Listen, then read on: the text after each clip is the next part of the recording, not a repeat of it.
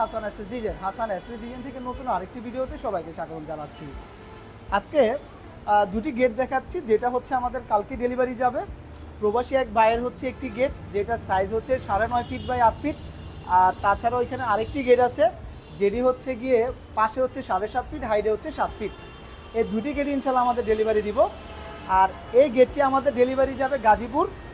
আর এই গেটে কিন্তু আমরা চারোদিকের মালামাল সবগুলোই ব্যবহার করেছি 1.5, এবং ব্যাকপারের সিটটা ব্যবহার করেছি আমরা 1.2, যেটা হচ্ছে বোথ সাইড মিরর বা দুই দিকে গ্লেজ।